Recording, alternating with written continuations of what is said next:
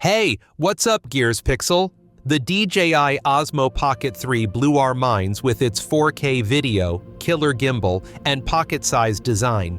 But rumors about the Osmo Pocket 4 are heating up with next-level upgrades. Should you stick with the Pocket 4? Let's break it down. Smash that like button, hit subscribe, and ring the bell for more tech reviews.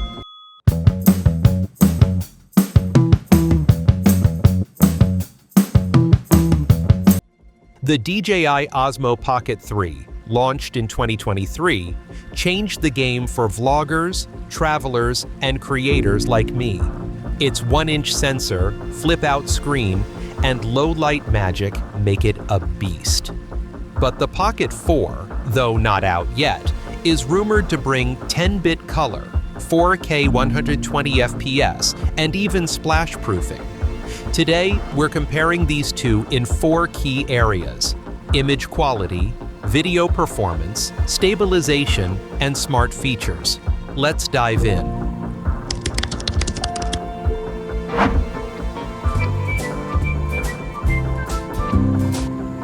The Pocket 3 rocks a 1-inch CMOS sensor, delivering sharp images, vibrant colors, and solid low-light performance.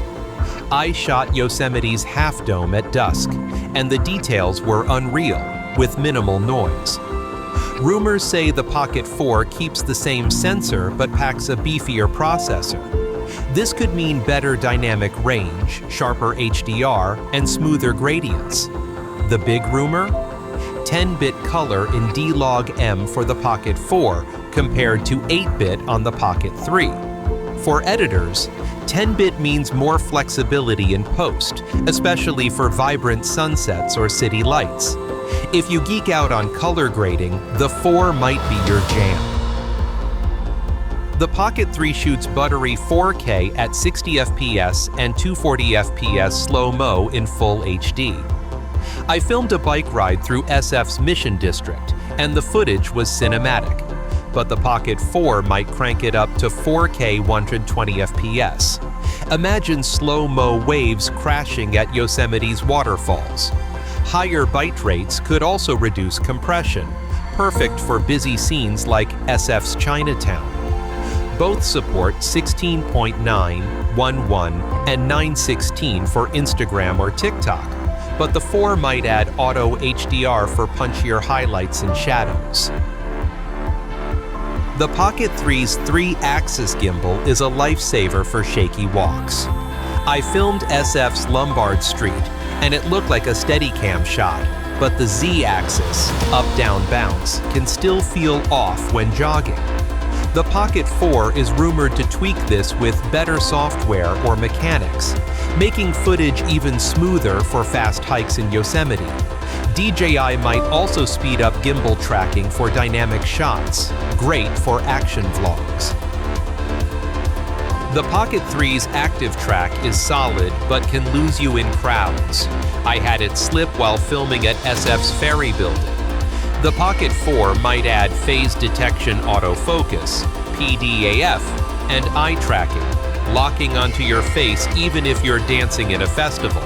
Perfect for solo creators. Audio-wise, the Pocket 3's 3 mics are decent, but wind noise was an issue at Yosemite's cliffs.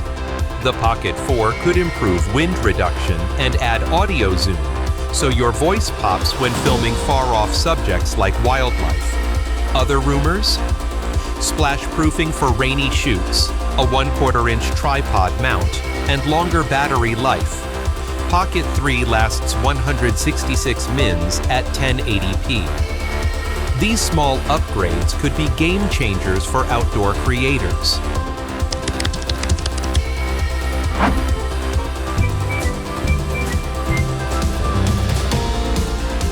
So, Pocket 3 or Pocket 4?